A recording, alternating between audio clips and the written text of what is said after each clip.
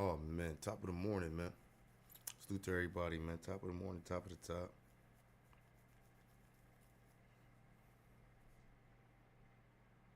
Correctional officers who was employed with the Texas Juvenile Justice Department.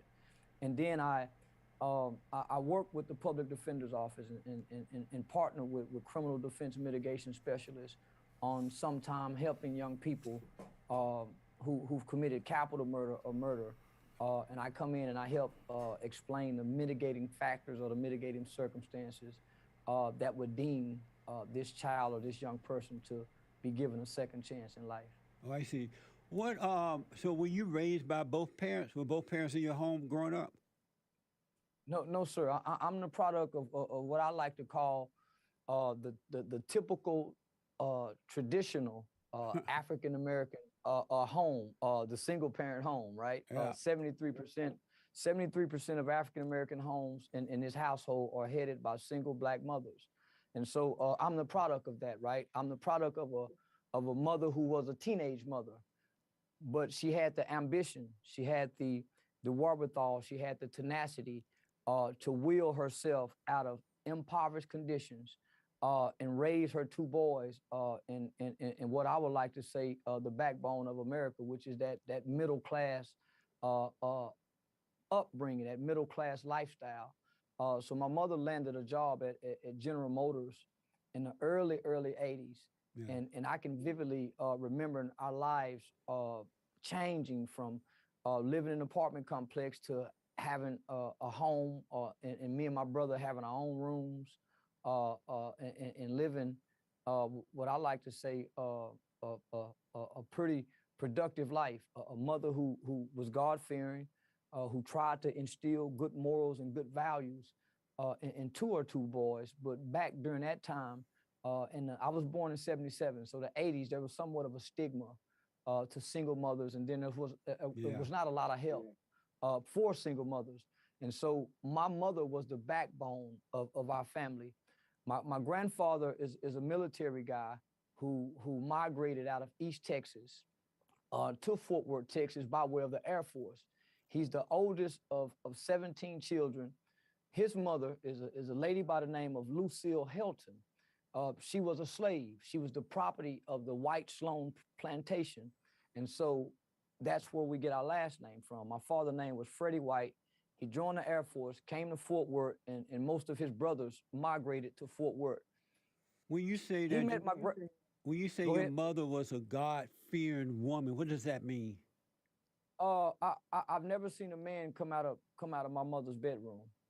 And she had boyfriends. We went to church on Sundays. That's a We big was taught fact. to pray at night before That's we a went to fucking bed. We was fact. taught to pray over our food. I've That's how my never mom heard my was. mother Word say up. anything bad about my father. I've never heard my mother cuss anyone out. Uh, so what I believe, my mother taught us to fear God and fear her as well as respect her. But she tried to instill biblical principles into us at an early age in life. So as far back as I can remember in my life, we had a foundation of biblical principles Did you and a have any belief. relationship with your father growing up? No, sir, I didn't. No My contact at father, all. yeah, my dad was in the Navy. My dad retired from the Navy and battled with mental illness. And so I probably can count on two hands how many times I've seen my father in my lifetime. So what was it like for you not seeing him and being with him growing up? Did you yearn for him, or what was it like? All children, especially boys and girls, yearn for their father. Yeah, There's a strong desire. yeah, Uh, uh, Not having a father there, right? And your mother not having the words or the understanding or maybe the time to explain to you uh, what it's like to not have a father, right? So most single mothers are working. I don't know what it's like to be hungry. I don't know what it's like to come home and have our lights cut off. So my mother was very financially responsible, and at some point we made it to a level of affluence. But not having your father there as a kid, not being able to articulate it, you internalize, Yeah. right? So when the parents get divorced, kids typically blame themselves. So as a kid, you have questions. Where's my dad? Why is my dad not here? You may have a neighbor. I had a Hispanic guy by the name of Brian Alaniz. Brian Alaniz had a father. So I spent the night at Brian's house. Spending the night at Brian's house gave me a dad at times, right? Yeah. So you get to see what a family structure looked like. Then when you go home, you have questions, you have internal thoughts. So as a kid growing up, mom working, so when I'm getting out of school, mom's going to work. You feel unloved, right? You feel rejected. Then that turns into hurt.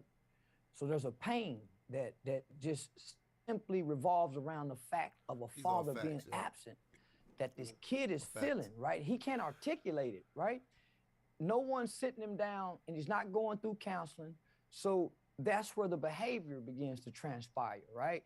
So you're feeling unloved, you're feeling abandoned, you're feeling rejected.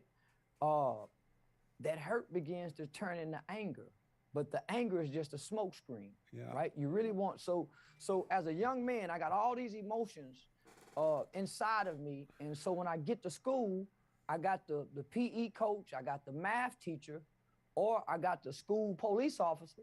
When he confronts me, hey, young man, you need to pull your pants up. Well, all these emotions causes me to resent him. Yeah. So I got this displaced anger, right? He's done nothing to me, but he's a man. He's a male authority figure, and I want him to come home with me. Yeah. I wish he can come home with me. So I resent you telling me what to do, trying to correct me, and you can't come home with me. That's real shit. So I begin to hate you, and I begin to despise other men, other male shit. authority figures, mainly other black men. So when Right, so you that's were what- when you were asked your mother, "Where is my father?" What would she say? I never Salute, thought to Lazo. ask. You never asked at all. I never thought to ask because what's not there, you don't know to ask that. It's normal, right? We come up in a generation where children don't ask questions. Yeah. We come up in a generation where kids don't ask grown folk questions about a grown fact. folk things. So I read you that just- you ended up becoming a part of a gang when you were younger. What made I you joined. Go ahead. what made you get involved with gangs? What made you get involved with them? It was everything I was looking for.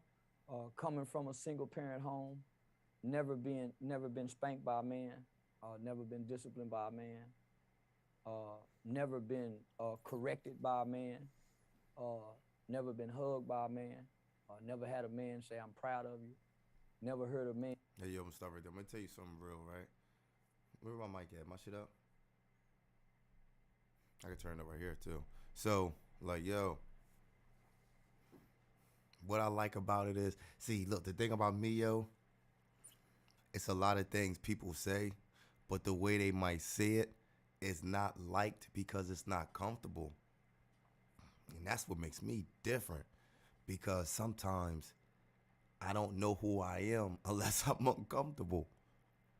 You heard? So, like, I like being uncomfortable. If I was emotional, I couldn't be uncomfortable, because the first thing I'm gonna think is my emotion. But since I think with so much common sense, I don't mind being uncomfortable, because I'm gonna think with my common sense. Emotion might come there, but I'm gonna think with my common sense. You see what I'm saying? So when I hear dudes like him or Jesse P, whatever like that, some things I don't agree with, hell no. But it makes me to the point where I'm uncomfortable, to the point where I start listening to you, to make me think why you think that way. Like, why you think that way? If you so confident in thinking that way, even if it's negative, it makes me want to think now, why? Why are you so deep with that negative thought? Where it come from? Trees just don't grow to get that big. They start from a root. So for me to realize how big that motherfucker is, or how big that anger inside you got, I gotta realize the root. Because once you dig the root out, that tree can't survive without the root. So that pain can't survive without the root, and those mentals that you have about certain things can't survive without. So I gotta dig on the root of that problem. And that's what I be trying to get to. So when I watch videos like that, I get inspired to not only be able to have an understanding about myself, but have an understanding about other black men. Because a lot of black men say the same thing, just in different contexts. That's all it is. So now by me understanding, sometimes I had to be uncomfortable to listen. Sometimes I'm in situations where I'm not comfortable, but the information is important. Because sometimes you can't judge the messenger, you have to listen to the message. So that's what I'm in tune with, the message. Oh man, the messenger look crazy than a motherfucker, but the message is raw. So I know the messenger is off, so the message might come off, but trust me, if you open your ears up, you can catch on to it. I talk to some crazy people, man, and they're very smart. But you have to get through the craziness to understand what they're speaking about. You got to be open-minded. You got to have your ears open. And not only your ear open, your heart got to be open enough to take it. Sometimes your ears could be open, but by your heart being closed, what it does, it goes right in. Your heart blocked. It can't go to it. It goes right back up. Pow, right out the other ear. When your heart open, your information goes in, and where it goes, right to the heart. Don't take everything personal. Remember that. That's why people say, don't take everything personal. You got to know what to take in and what to throw the fuck out. Just like food. When you look in your refrigerator, you can tell what's good and what's bad. Do the same thing to your brain, man. Look in your brain sometime and say, oh shit, let me get out this old shit that I have in my head. Because everything that we have in our head ain't good. Everything you got in your refrigerator ain't good, man. Everything inside your refrigerator right now is not good for you. But you don't clean it out. Only time you clean your refrigerator out is when you start smelling shit. Do the same thing with your brain. Only time you start cleaning your brain out when it start. Stop it before it starts stinking. Stop this before it start getting too much. It's the same thing. See what I'm saying? So that's what I be watching certain things and know why I'm different, because I can watch a person, even though they said some crazy shit or whatever it is, I know they have a message, because they wouldn't be where they're at if they wasn't smart. Because a lot of people say, I'm smarter than him. You can't be smarter when your decision making is so stupid. You have smart information, but you don't have smart leadership skills, or you don't have smart common sense. So how can we all be brought up in the same environment and I still know more than you? That's because I thought outside the box. You didn't think outside the box. You just kept being comfortable in the box you was living in. That's how some people are in life. Some people can live on a river full of whatever, and it's always one or two people to say, I wonder what's on the other side of that river. But the reckless people, they ain't going over there. It might be something, though. Might be an animal, might be a bear, might be. But and it ain't a lot of them. It's never a lot of people that's like that. It's always a couple. But majority is the ones that just go with program. Up, work, go do, bop, boop, bop. But it's always those two or three at the tribe be like, I wonder what's on that. Which one are you?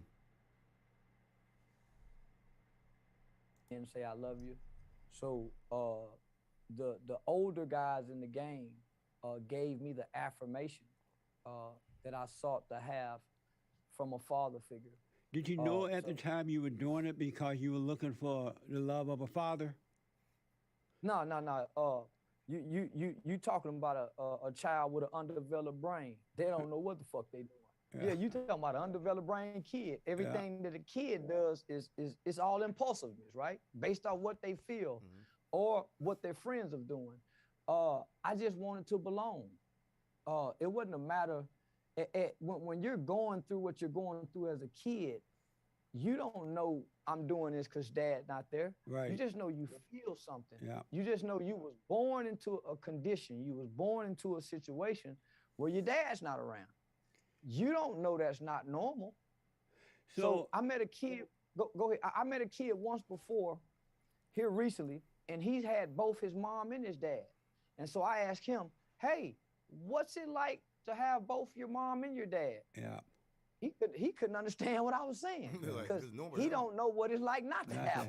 That's right. So to grow up and every child you see don't have a dad, that becomes normal.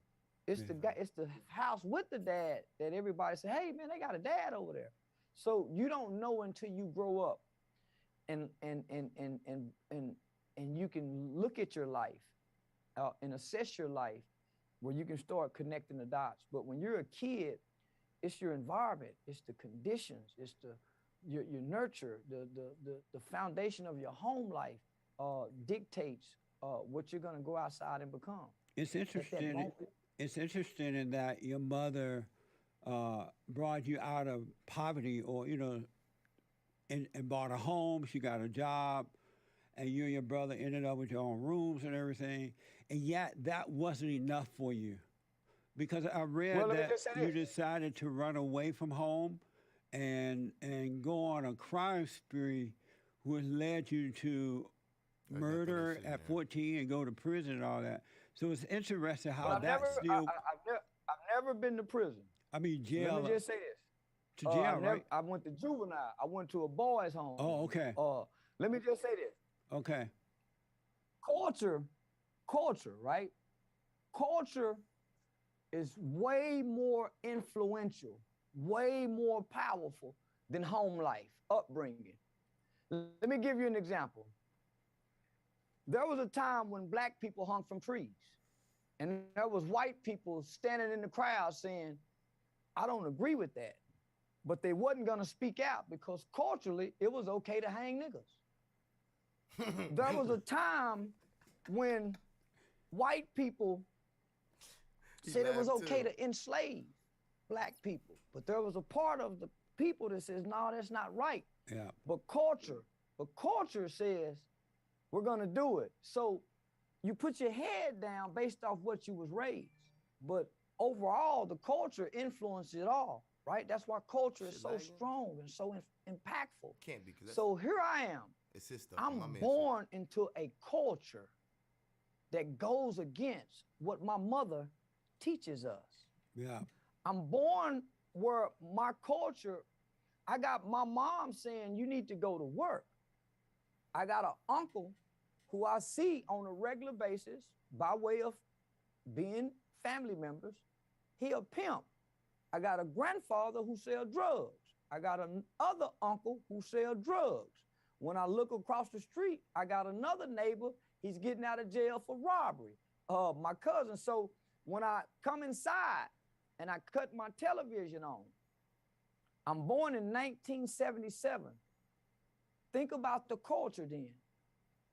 Pimps was glorified during the black exploitation film era. Yeah. Superfly, the Mac. So I'm That's a fact. growing up watching all of this on the culture. I got a Coffee. mother going to work. On Black My culture don't show me mama going to work, but I see mama going to work. All the things that my culture present to me is negative. Yeah. And I have these same negative images, not just in my family, they in the community, they at my friend's house, they outside the school. So biblically, my mother says that the Bible says a son can do nothing without his father, that he can only do what he see his father does. So if there's no father around, who do you mimic, mama?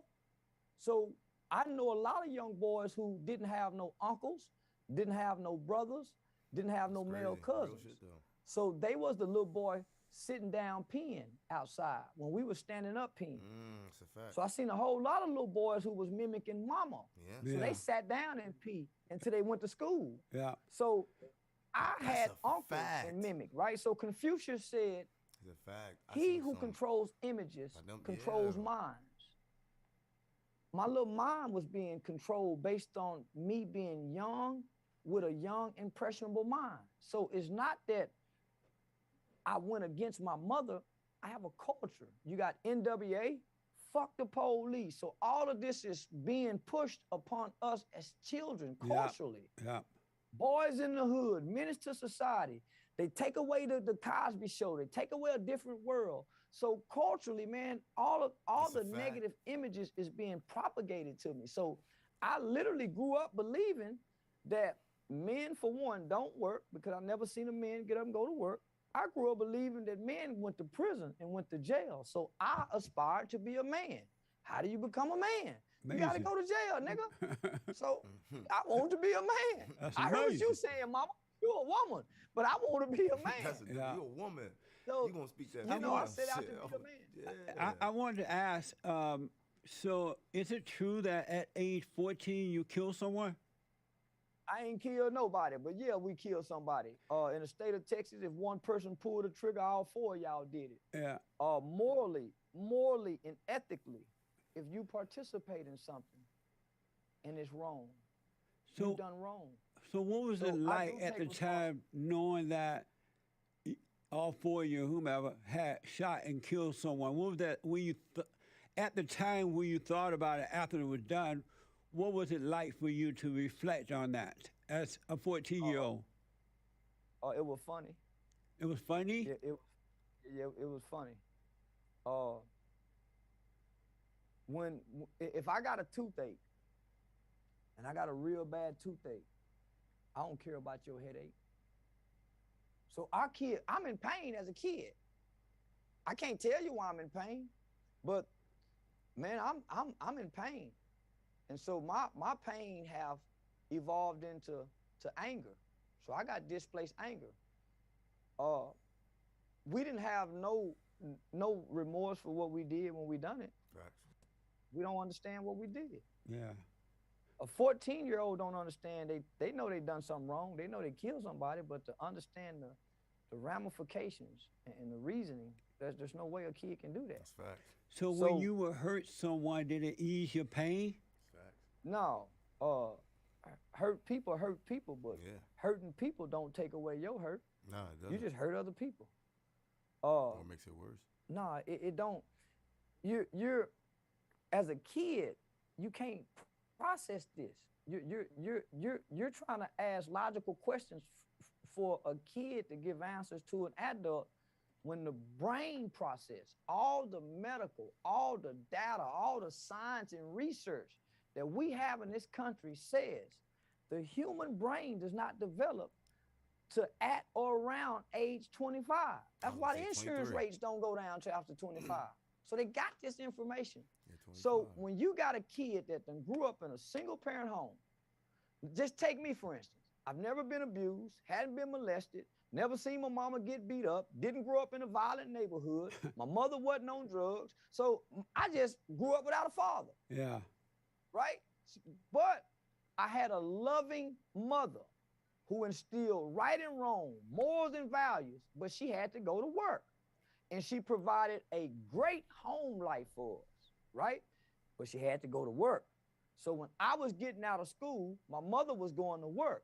What does that leave me? No parental supervision. We got all the food in the house.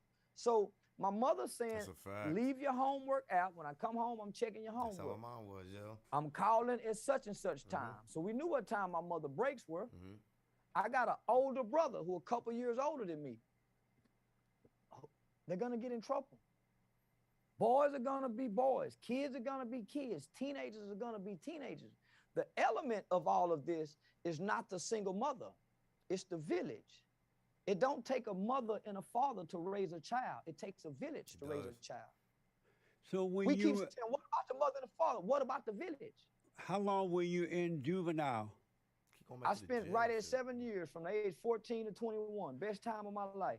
And when you were there, did they? How long were you supposed? The sentence was for how long? I got 12 years. Oh, okay. I received a 12-year sentence. I was facing 40 years. And Under when you say Texas it was the juvenile best time of your life, what do you mean by that? Best time of my life. It was like growing up inside of a perfect two-parent home. During the time of my incarceration, I became one of the first children in Tarrant County in Fort Worth, Texas, to be tried and adjudicated for the crime of murder. Most people don't know that when a child get in trouble, they're not in criminal court. I don't care if they kill 10 people. A child commits murder, and juvenile court is family court. So That's a there's a fact. difference between family court and criminal court. I went into family court with a murder case. You can't convict a child. Children yeah. are adjudicated unless they stand trial to be tried as an criminal. adult Yeah, yeah, during a 18, yeah, certification hearing facts. where they transfer into the adult system. Facts. So I remained in the juvenile system, right? When I went there, we had a governor by the name of Ann Richards. Ann Richards was a recovering alcoholic drug addict. Had a lot of focus on rehabilitation and resocialization. So I went into a culture that was built around this. These three psychiatrists and psychologists had built this program called Positive Peer Culture. And so they created this culture of a positive peer culture. And it was formed around re-socializing children and repairing children. And they had psychotherapy drama where we reenacted our crimes. That juvenile facility gave me all the skills and the tools necessary for me to come out here and be successful. Oh, good, man. I didn't. So, Ann Richard, was let me- she had a drug problem too, or just an alcohol Yeah, problem? she was a recovering alcoholic, and I believe prescription pills. So Oh, I don't see. quote me on that, but I know for a fact she was a recovering alcoholic. I used to work. Her daughter, Cecilia, was my boss at one time when I worked for the union. So I know who you're talking about, but I didn't know that about Ann. Yeah, so she had a lot of heart, man, for building programs, man. So the program that I was in had a capital offender program that helped us get in touch with victim empathy. We were considered the worst. We're the first generation of children in the state of Texas who began committing these murders. I'm the super predator generation, right? We're the first generation of kids outside of California, Chicago, New York, and Philadelphia, where children were committing murder. So this was in the late 80s, early 90s, where they said, hey, we got a wave of black children that's gonna be born, and they're gonna be super predators. They're gonna be bigger, they're gonna be faster, they're gonna be stronger, they're gonna be heartless, and they're gonna be incorrigible. That's what your Democratic leadership said. Yeah, but they're gonna be incorrigible. And the word incorrigible said that we weren't gonna be able to change. So when they made that statement, when Joe Biden made that statement, and Hillary Clinton made that statement, it sent a shock wave of fear through America. And so they started making laws, tough on juvenile crime. So they started sentencing 13-year-olds, 14-year-olds in this country, giving them life without parole, with no possibility of ever getting out of prison for things that they was doing at age 12 and 13 and 14 years old. So I fell in that first group of children. It's just that I had a governor. I went into a juvenile facility where people was working with children who committed some of the most heinous crimes. I'm talking about some of the most heinous crimes in the history of this state. Yeah. And they still treated us like children. Nice. How were you They able still to treat get us out? like So, children. how were you able to get out so earlier than the sentence? Earlier than the sentence, the state requirement was you go back to court on your 18th birthday, based on the nature of your crime, based on your behavior while in juvenile custody, and based on the state's recommendation. The courts had a decision to either parole you home where you would be on parole to your 21st birthday, transfer you to the adult prison system where you finish out the remainder of your sentence, or recommit you back into the custody of the state's juvenile system. I earned a recommendation to go to prison. Remember, I told you I joined the gang. I didn't know nothing about gangs before I got to the juvenile facility. It was just something to do. It was fun. It was something, it seemed appealing. So I spent 4 years trying to go to prison. I wanted to be a man. Yeah, I wanted to be a man, right? Yeah, Remember, yeah. I told you I grew up believing. So I had my older friends who would write me from prison, making prison sound fun. So I aspired to go to prison. Amazing. But there was some individuals who worked with me on my dorm, and they worked with me for quite amount of time. They was able to see past the bullshit I was putting on. I was just acting. I wasn't no hardened gang member. Yeah, Yeah. I don't know. I didn't come from hate. I come from a loving home. I don't know how to hate. I Yeah. can act hate. You see what I'm saying? How old were have you to when you come- got out? I was 21. I had just turned 21. So I from 14 to 21. So when I got out at 21, so I got recommitted back into the juvenile facility based on those individuals putting their jobs on the line and come testify on my behalf. And the So only when thing they you really got had to out, do did the was- world look different to you? Yeah, they had 2-story McDonald's and Burger King with the PlayStation with the playgrounds on the inside. Yeah. Yeah, the world was totally different. Amazing. So I gotta ask, Amazing. were you ever into your blackness as an identity? No. You- I was in the bullshit what grown folks said. I never had an identity. That's why I played so many different roles. That's why when I started out in elementary, I played the flute. I played the flute like Little Boy Blue. Then when I was introduced to saw the movie Colors, I wanted to play gangbanger. When I saw a movie Pimp, I wanted to play Pimp because I didn't have an identity. I never had nobody to tie my identity to my race. I Nice. just always believe white is white, black is black, they against us. So we was always conditioned with bullshit, but nobody ever gave us an identity. So what do you think about the blacks that are into their identity? They're into being black, their color, and they're using that as an identity. What do you think about that? They're into their whatever per- blackness.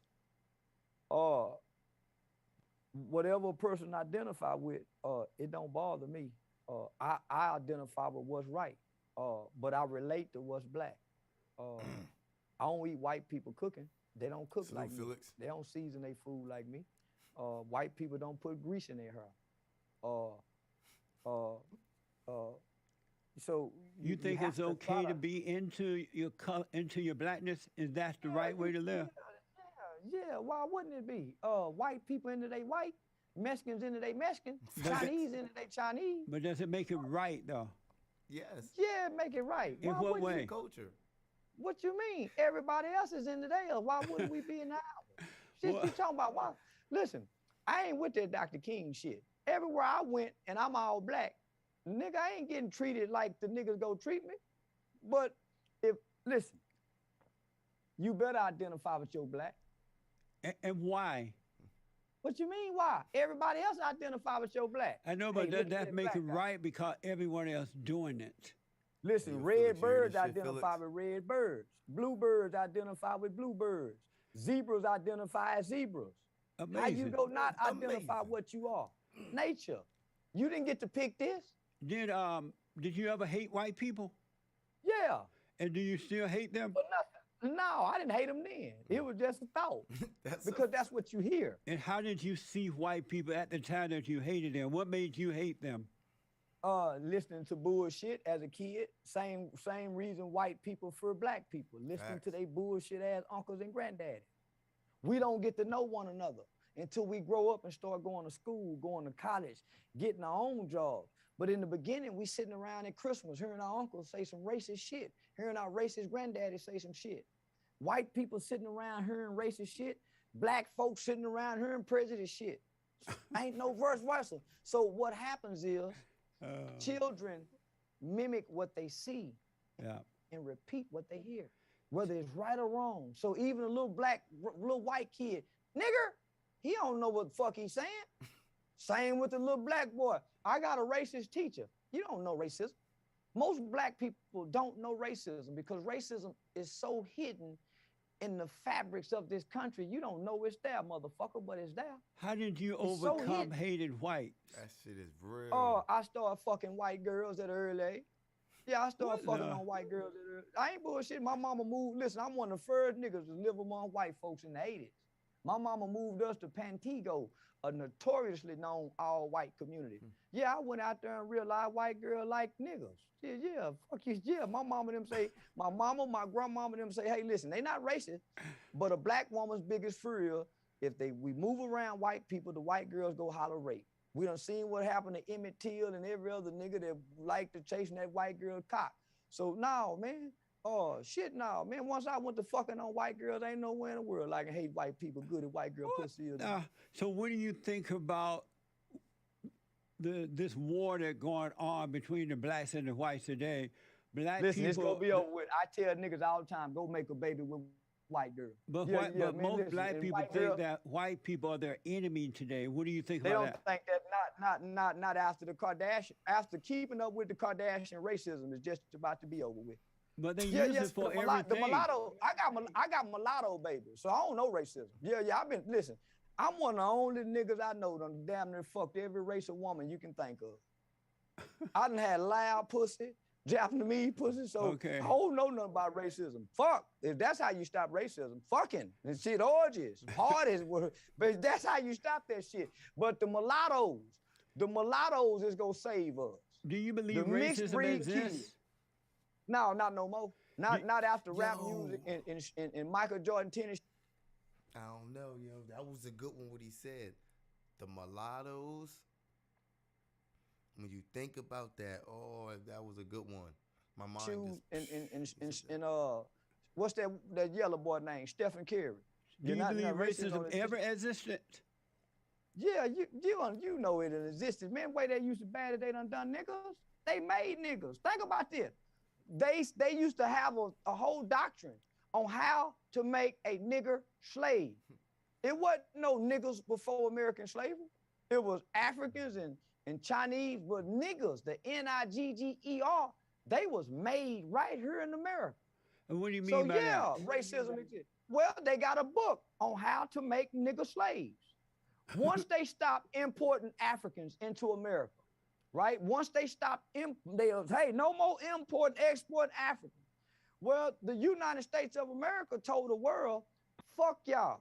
Y'all can't tell us what we can't have no more slaves. So we gonna start breeding these motherfuckers right here. Okay, we can't import them, so we gonna make them right here. That's But some in deep- So they Africa, made in Africa, before the Arabs went there and bought the blacks from the other blacks, blacks were treated worse in Africa by Listen, by listen, other hey, listen, blacks. listen. I thank God for slavery, because I wouldn't want to be an African. I don't give a damn about Africa. yeah. I'm glad they came and got our motherfucking ass up out of I Africa. know No, what I you don't mean. attach myself to Africa. I'm a proud American. Yeah. So I don't say to my mama say all things work for the good of those who love the Lord and is called according to his will and his purpose. Absolutely. Slavery was a good thing. Yeah. Yeah, they rescued our motherfucking ass. I would have hated to grow up in Africa. I ain't bullshit. If what we were there now, man, fuck that. I'm so proud of slavery because it built some tenacious people. Are you on real shit though? Listen to this shit, yo. I don't agree. I mean, I'm different. I'm a warrior though. I'm different, but the difference is, yo, some people could. Hey, yo, let's be real. If a lot of us wasn't in slavery, a lot of us wouldn't be here. Yo, that shit. Because a lot of us are mixed. Yeah. It made niggas. Before slavery, wasn't no niggas. It was people. Yeah, shit's Then the crazy, niggas came yo. along, and the niggas were strong. Wasn't nobody else strong enough to build America like them niggas were. Are you a Think about Christian? that. No, man, I'm a believer. I'm not no Christian because you got to read the books. And I don't want to read the doctrines. I just want to believe that God exists and that Jesus walked the earth at one point in time. No, It's- I watched my mama. So I ain't no Christian. I just believe And you believe That was fine. what? that God is real and you can talk to him without the preaching. You ain't never got to read the Bible to access the Holy Spirit. And how that has Jesus that gave helped us you? Well, boy, I used to be a motherfucker back in my day. I used to didn't believe in God. Then when I tried to start believing in God, I went to Islam, and that's while I was in jail. I practiced the Islam faith. Then when I got tired of the Islam faith, I started serving the Crip God, the gangbanging God. Then once I got tired of the gangbanging God, I started serving the pimp God. Once I got tired of the pimp God, I just started serving Satan. I just started serving Satan. I just started saying, fuck Jesus, fuck God, fuck Buddhists. And then I got to the point where I submitted I had a awakening. It What wasn't. the? When It you wasn't say you from had an no. awakening? Yeah, I had an awakening. It wasn't from no bad choices. I wasn't in jail. Uh, I had a dream one day, and in this dream, I was standing on stage talking to some children, and all of my buddies who was incarcerated with me in the juvenile facility, they appeared in this dream, and we were sharing our life stories with them. And then my brother appeared. Well, I got an older brother who's serving a 99-year prison sentence for a murder he committed when he was 17. And so at the end of this dream, we all enter into these individual doors with blinding bright lights. And so I wake up out my sleep. I probably was about 23, 24 at the time, trying to find that identity that you asked about earlier. And my mother had asked me, son, you want to go to church? And I thought that was strange. I said, no, because I wasn't into that shit. And it was like 2 weeks before Christmas. So Come I back had an closer to urge. your mic. So it was like 2 weeks before Christmas, right? So I sat on the back porch and rolled me up a joint of weed and got high. And as I was getting high, I had like this overwhelming fear or urge to go to church and put some money in church.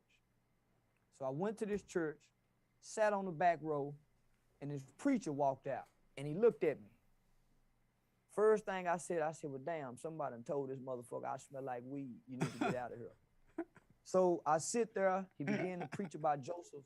He began to preach about Joseph in the Bible, how Joseph was sold into slavery and, how God had favor upon him and all of that. And so at the end of his sermon, he said, when I walked out of here, I got a kick in my spirit. And the Holy Spirit told me to tell you that you're a Joseph, young man. I resent males. So in my mind, he fucking with me. He playing them church games because he see I'm new. Right. He said, I just want to pray for you, young man. So when I went down to that altar,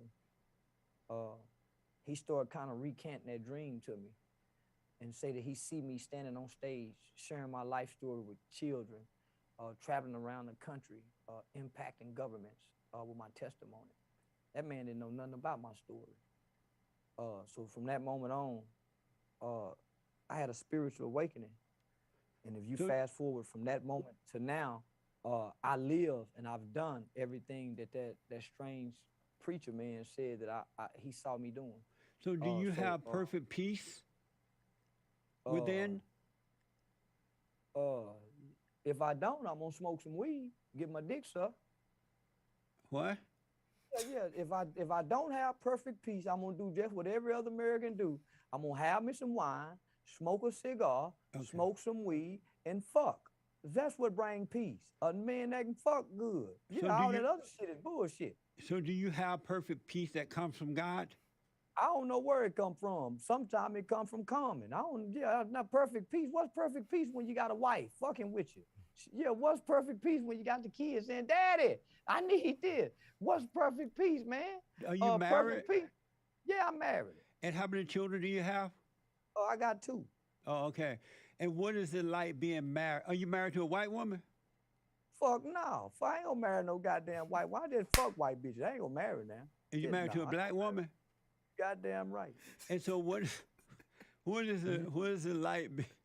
What is it like being married? I ain't Kanye West. What is it like being married? Man, I be wanting to fuck everybody, and if I'm somehow I feel like I'm in prison sometimes. Yeah, I want to be a low down, dirty motherfucking single man, and fuck her cousins and her sisters and get away with it, but I can't. I honor my vows. But man, sometimes I don't want to be married. Some days I tell her I don't want to love nobody. I want to be selfish. Some days I don't want to kiss you and say I'll be back, baby. Some days I don't want you or the kids saying nothing to me. And I don't. You tell her that? Yeah, we feel it, don't we? As men, don't we feel it? What does she say when you tell her that? Oh man, I'm like granddaddy to them. She can't say nothing. No, I'm like the men before women suffrage. No, I dictate. Yeah, I'm like the old vows. Cherish and obey. How long you been married? Years. How many? Yeah. 3. Oh, 3 years.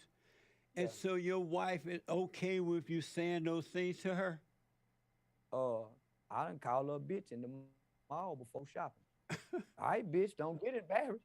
Fuck you talking about, man? I'm fucking her. What you mean? Is she okay? Who gonna fuck if I don't? Yeah, she got to be okay. We married. It's safe for better or for worse. Oh, yeah, yeah. Amazing. Nah, I'm like the old. Amazing. Yeah, I'm like the old man back in the day. I'm like Archie Bunker and Edith. Just plain. I'm an Archie Bunker kind of nigga. Yeah, mean in the motherfucker in the house. Yeah, that's the So- kind they like. They don't like no nigga holding no door open. They like a nigga fuck good and mean. Call him a bitch every now and then. Because of time, I want to ask you a few other things here. Do you Yeah. believe that? I don't. I know that there's no such thing as racism. I believe that our battle is a spiritual battle, a warfare between good and evil, right versus wrong, and no such thing as I agree. racism. It's a spiritual battle. We not dealing with. That's why I say racism is so far embedded. My generation can't see it. We don't know what race. So I'm with you on that. Yeah. I'm with you. We looking for racism, and racism is too deep for us to see. Yeah. You got to go deal with an old motherfucker to deal with racism. So we would you- dealing with good and bad, Yeah. right and wrong. Yeah. And so, would you call yourself an alpha male or beta male? Shit, I'm whatever I need to be. Shit, yeah, shit, fuck you talking about I ain't nothing. Yeah, I'm whatever I need to be. Shit, you talking about I'll be a beta male to get what I want. Yeah. No, man, I ain't trying to be nothing all the time. What is a Yeah, man? I ain't never seen now, brother. So you don't know what it is?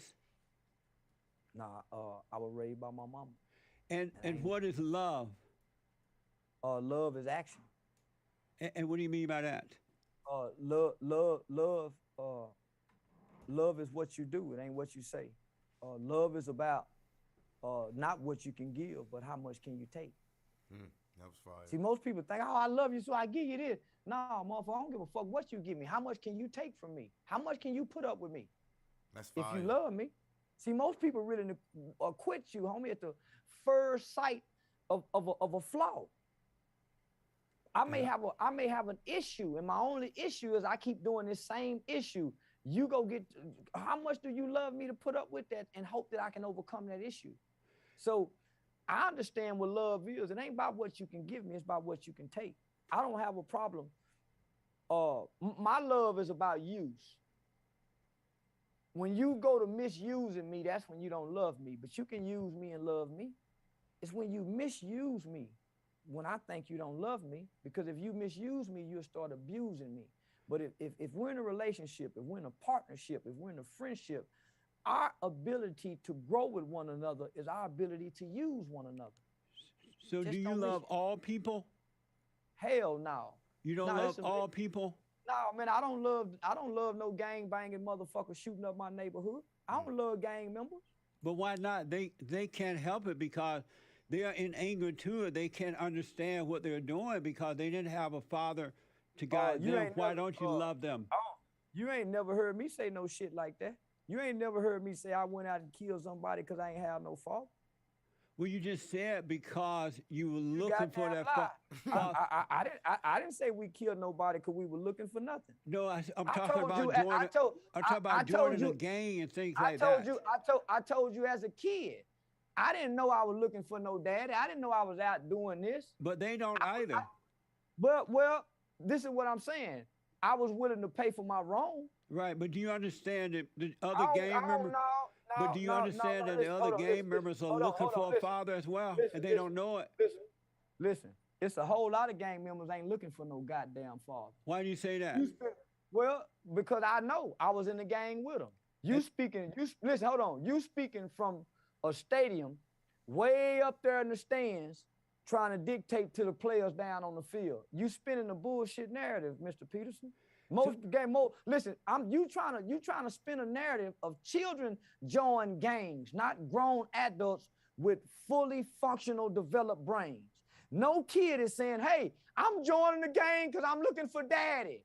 It's the attributes that the gang have available for the kid that replaces what the father didn't get don't provide in the home. So don't spin that narrative, home. But so do you believe that? Do you believe that if those adult gang members had fathers growing up, would they be in a gang? Would they be a part of a gang as an adult? Listen, I know niggas who had daddies and mamas join the game. Facts. I know guys that had, I know I well-to-do, had both. I had my mom affluent and dad people still, who you know what I mean? joined game Facts. with mothers and fathers. And why would they join them? I don't know. I ain't Lack had of a mother structure. and father to be able I to know, say but have that. you ever asked those grown ones, the ones you ran Listen, into? listen. I don't know no grown people join games. I don't know no grown-ups join games. Oh, You're just, talking about children with undeveloped brains, mostly come from traumatic childhood backgrounds, dealing with mental health and substance abuse problems. What the fuck they go join? and so, but you never ran into adult along your way of life. Since being in the world, have you, especially since being out, and now you understand what's going on, have you ever ran into adult men or women who are in gangs and they didn't they didn't explain why? You never ran into that? I used to teach a class, and I want you to hear me good. I used to teach a class for all the adult prisoners that came back to Fort Worth, Texas, that was released from prison at the Central Parole Office on McCart. I used to teach the class every Tuesday and Thursday with an organization with other chaplains. The main chaplain was Chaplain Jerry Carver with Welcome Back Tarrant County. And I tell you, I have never met a grown adult member to coincide with what you're saying, brother. Maybe you should come down here and meet some of these gang banging niggas. I lived in LA with them. I know all most of the original founders of the sets. I've been inside the juvenile facilities. I've been inside the prison. Right now, I teach an anti-gang cognitive intervention inside the schools that 5 other schools just picked up. I got 20 other men, all businessmen, former NBA players, NFL players, rappers managers, all coming to these schools with me to teach this gang program. And I'm telling you, I have never That's a fact, though. seen a grown adult give the reasons of the narrative of what you're trying to spin right now, fam. So let me ask, America, are you proud to be an American? When the DC snipers was doing what they was doing. What do you mean by Yeah, that? when remember Gavin that. Long and Makai Johnson Oh, died yeah, I for know you're black talking people. about. Yeah. I was proud to be an American. How about now? Yeah. The shit I done got to do to white hoes and white people and get away with, man. I'm so goddamn proud America gives second chances. Most black men won't never get to kill a white man and talk about it. So you goddamn right I'm proud to be American. I got to stand over a white boy and watch him die and tell my grandkids what kind of facial expressions they make. Damn. And so you love America? Listen, right now, I know it's a white boy with a pair of a leather jacket made out of a nigga's back. It's a white boy right now, every family reunion or every Christmas, he bring out some nigga ears they cut off. They got a nigga dick somewhere in the jaw. They got a big nigga's dick. A white family do. They got a nigga's ass made out of a leather belt. So let me ask you this. Don't try to come telling me about nigga. I'm proud to be an American. Nigga, fuck you talking about. This where the niggas was made. Where the niggas was made. What's your impression? Made in America, niggas. What's your impression of Donald Trump, the Great White Hope? Oh, I love it. So I love it, man. Any motherfucking man that say he walk up to a woman and grab a pussy and she love it and he don't apologize. Oh, that's my kind of man now. Cause that's the type of shit I do. Walk up to a hoe and just grab a pussy. Come here, baby. What's your impression of Joe Biden? I can't stand that motherfucker. Yeah, he hate niggas. He even said it. I don't want my kids going to school with no jungle. Is that what he said? Yeah, he one of the most racist white men we'll ever know today. But he hide good behind liberalism. Donald Trump. How about Camilla? Go ahead, finish that point.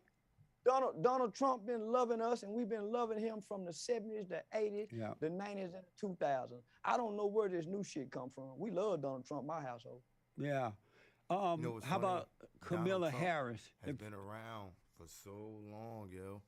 And Donald Trump been around, like in rap videos and stuff like that. He been in the black culture for a long time, and I can't tell you for what, and I can't tell you his reasons because I ain't around him like that. You see what I'm saying? But if you didn't know what you know, then if you hear it from somebody else's mouth, it might not come off official. If you don't know from your own experience or know from being around it when somebody else give you their opinion or their feeling about it, I'm in the Trump Plaza or stuff like that, he the only president, him and Bill Clinton, that came out of black people's mouths and in our culture.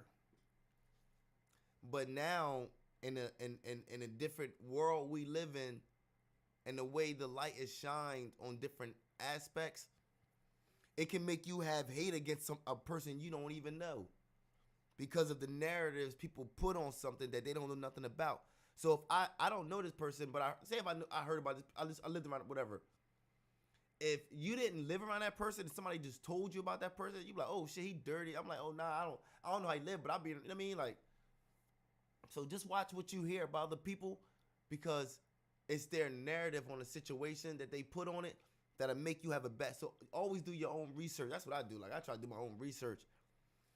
You try to listen to something that somebody might tell you that's vaccinated or somebody, but don't go off face value. Always do your research. It don't matter what anybody tell you, because 90% of the time, people's only telling you their experience. They're not telling you facts, because your experience is going to be different than theirs, so it's not a fact. The outcome is different.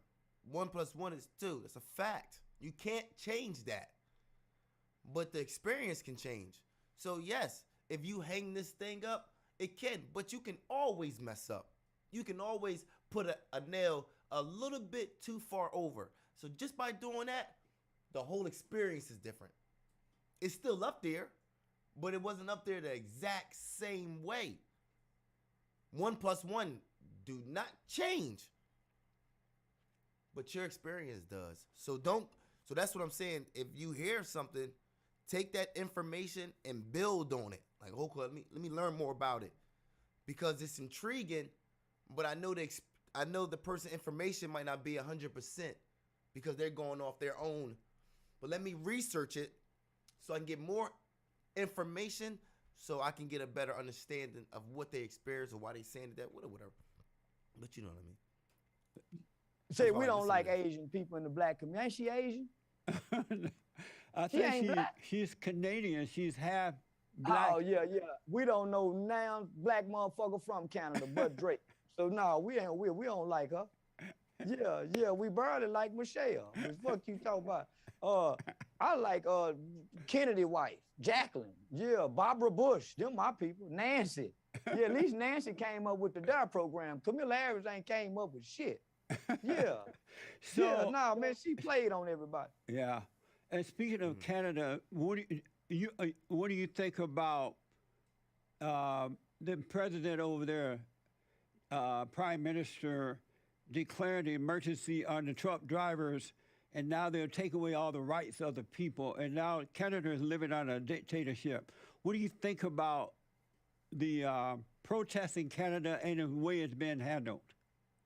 They got black folks in Canada. You say I try not to worry about shit that don't affect us.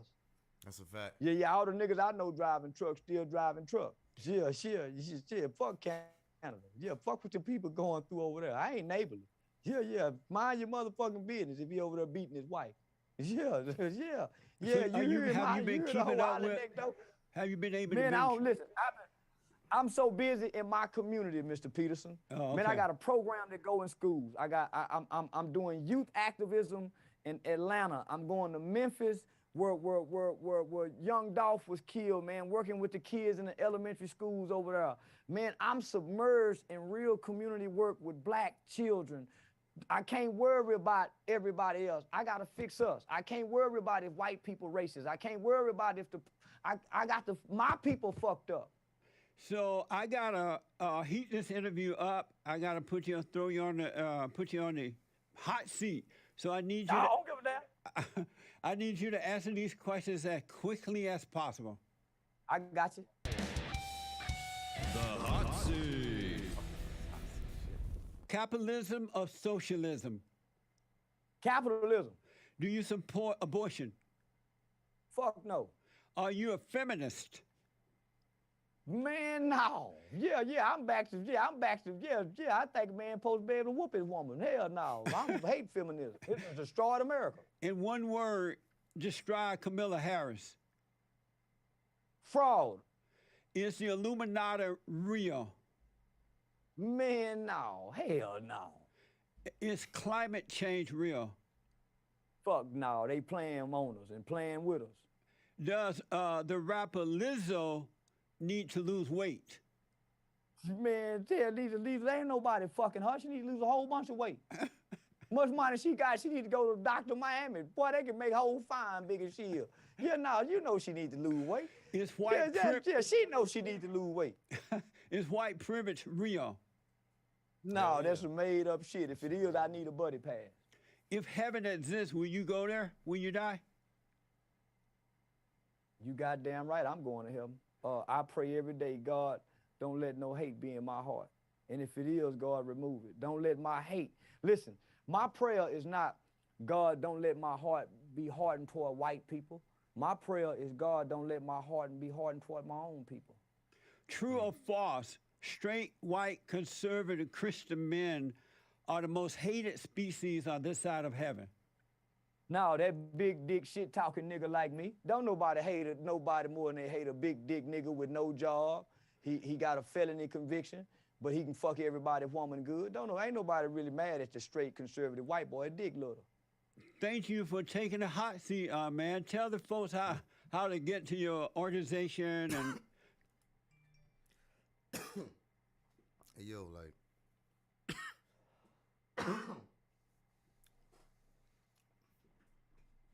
what I see is what he's saying, right? I don't knock it. It just his belief ain't mine. You know what I'm telling you?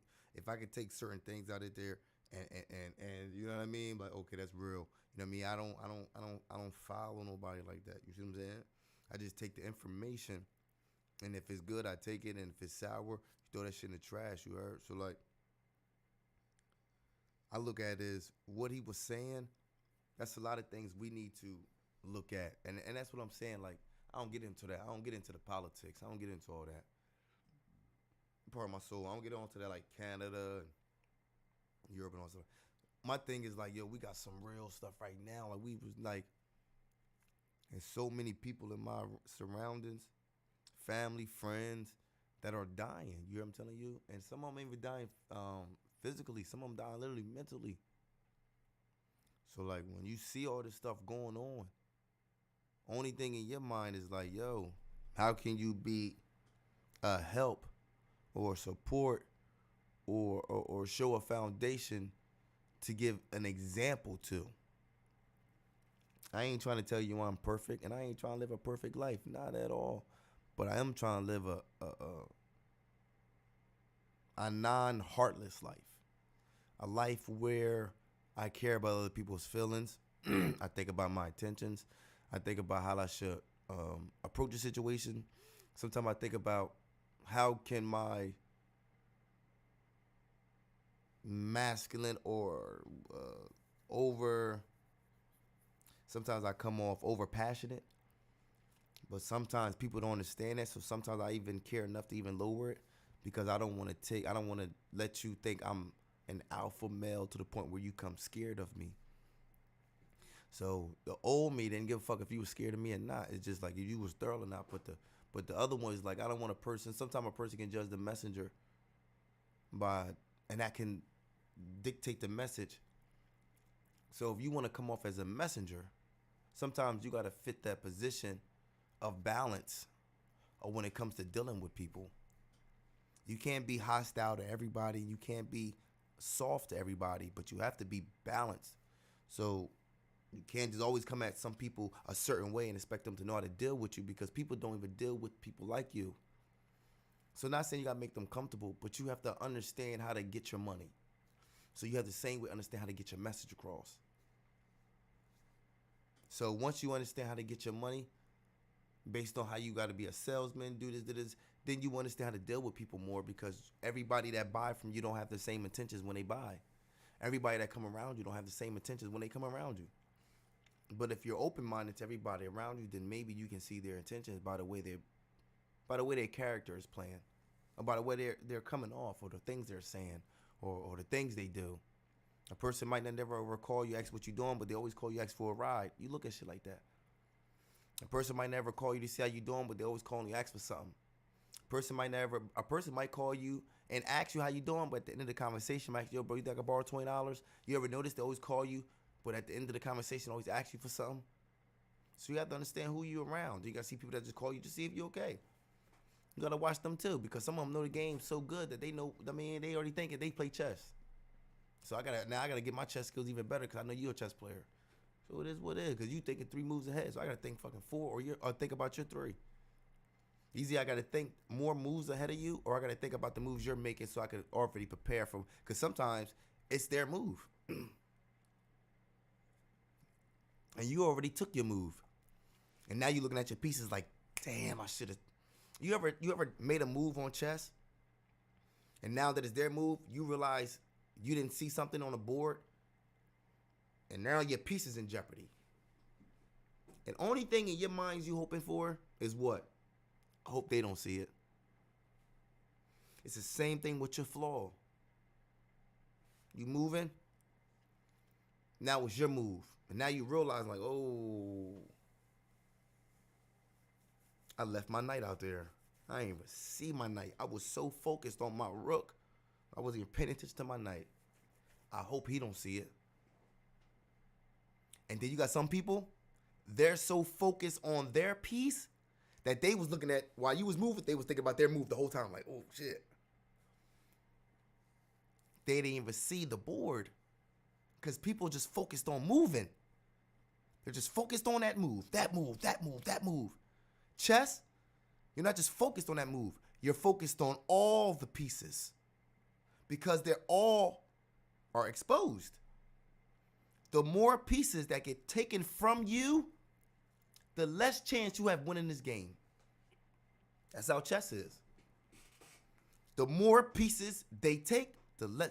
And you got some people that know how to give you pieces and still beat you. Because they know the psychology. They know that you get so excited about winning that you do stupid moves. I do it. I be playing and I be doing good and I'm excited, not knowing that all these moves around me could have been played a lot more better. But you know what I was focused on? Just my moves. Oh. The person that's sitting at the board, he's looking at me like, yo, I got him. He's in his feelings. He's not even thinking about his pieces. He's just focused on winning. He should be focused on losing because that's what he's about to do.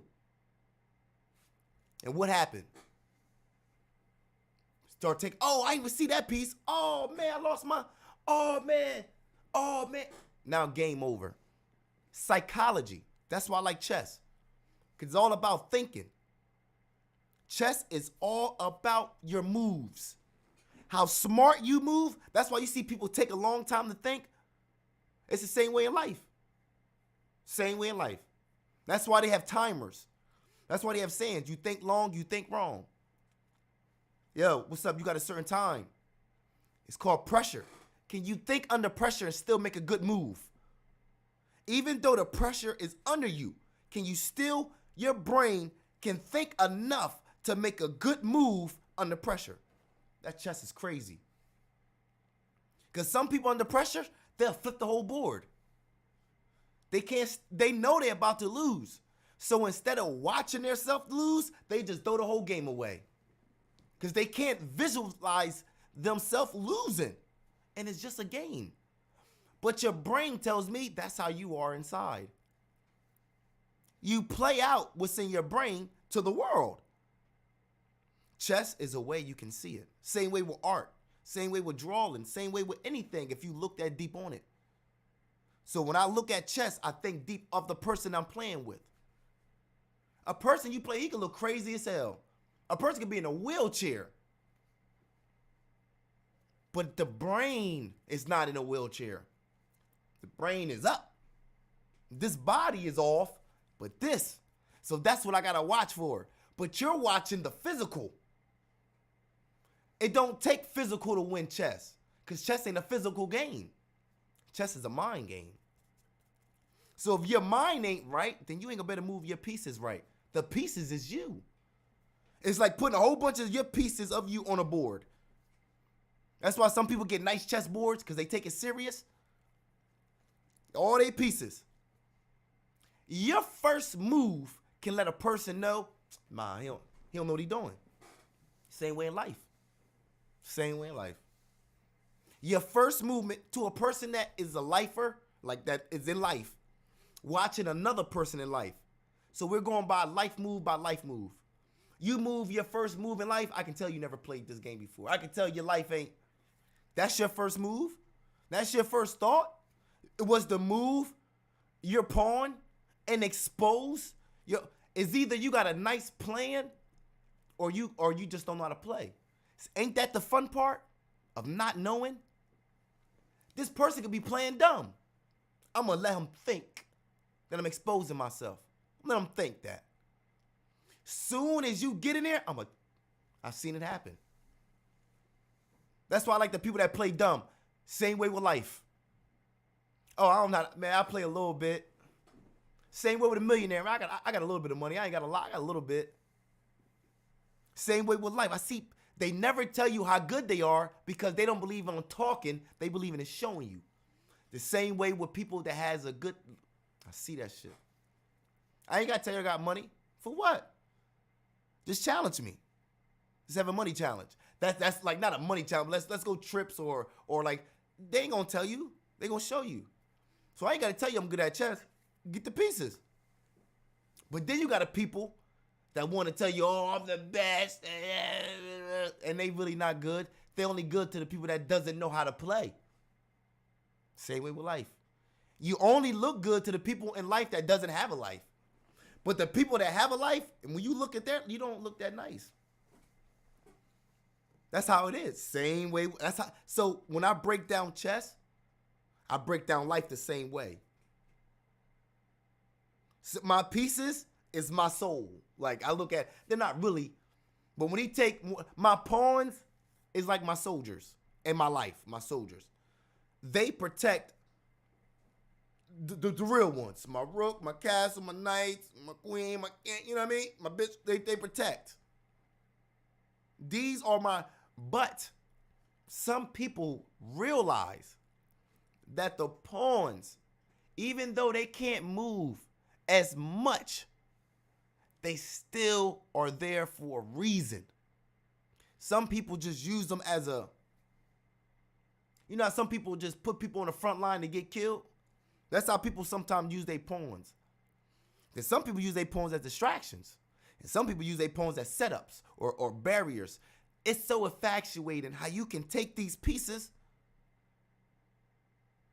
and really show me how you think. And then I can see that I've seen so many openings in your life and you don't ever see it. That's why I'm taking all your pieces. You don't see it.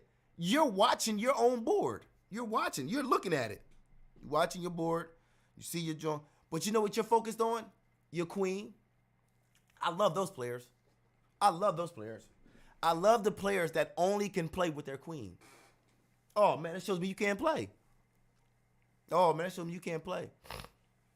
It shows me that you use your queen as just your important piece. But what happened when she's gone? Your game off. I look at that. I'm not a queen player. I believe all my pieces are important. Every one. I've beat people with just pawns and knights. No queen, no rook, no, just pawn. I beat people with just 2 castles. That's it. I ain't even have no pieces. Just castled you all the way to the end. All the way to the end. Kept backing you up, castling you. Go back, go back, go back. Hey. I learned all my pieces are valuable, just like your life. That's why you got to watch who you playing, because sometimes you give your pieces up to the person that can't even play. Now you feel stupid for losing because you was into your, hey, man. It's a thought process, man. That's all it is. But you know, I'm about to get out of here, man. I'm getting kind of hooded on there. I'm getting kind of hungry. I'm about to put something in my tummy. Oh, yummy. Got to get something to eat. Gotta put some. Can't keep smoking and choking. You see what I'm saying? Gotta put some on the tum. Thumb you. What would you talk about, man? Man, I ain't gonna hold y'all time up, man. Word is born. Y'all get y'all game up, man. If y'all wanna play chess, man, get y'all game up. Y'all come to see me, man, because I'm a chess master, man. I've been playing chess since 54, man. I've been playing chess since 54. I'm nice. There's not a lot of people that can match me with this chess game, man.